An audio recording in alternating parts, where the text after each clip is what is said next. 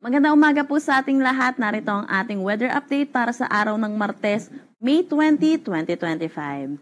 Meron tayong binabantayang low pressure area dito sa loob ng ating Philippine Area of Responsibility. Ito'y huling namataan sa line 295 kilometers south-southeast ng Kalayaan, Palawan. Ito naman pong low pressure area ay hindi magiging isang ganap na bagyo, pero inaasahan natin magdadala po ito ng mga kalat-kalat na pag-ulan dito sa May, Palawan. Itong low pressure area natin ay nakapaloob sa tinatawag nating ITCC or ang Intertropical Convergence Zone na nakakapekto dito sa may Palawan at Mindanao.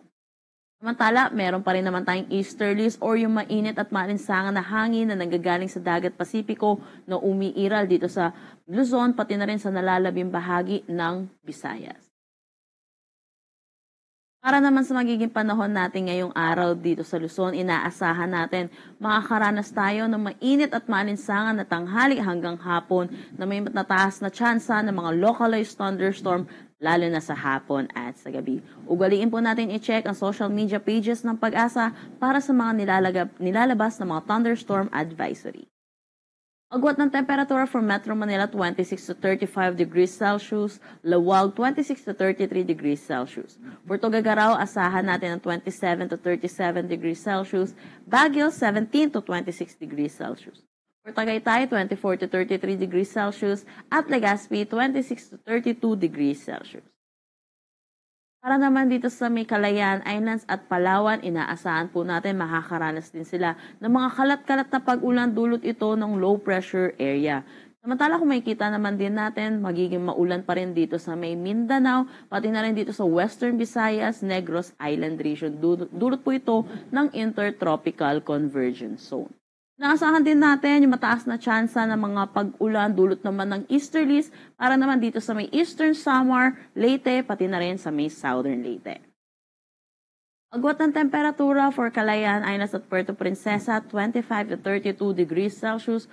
For Iloilo, asahan natin 26 to 32 degrees Celsius.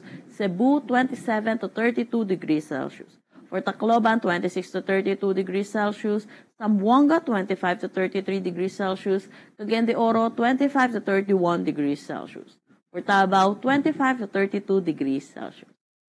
Para naman sa ating heat index forecast ngayong araw, inaasahan natin dito sa Metro Manila, 41 degrees Celsius at ang possible na pinakamataas nating maitala ngayong araw ay 46 degrees Celsius. Dito po ito sa may Apari, Cagayan.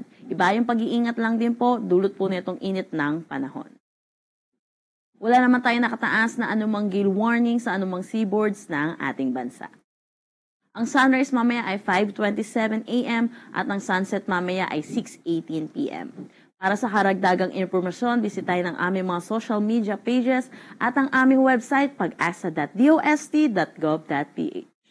At yan po muna ang latest dito sa Pag-asa Weather Forecasting Center. Chanel Dominguez po at magandang umaga.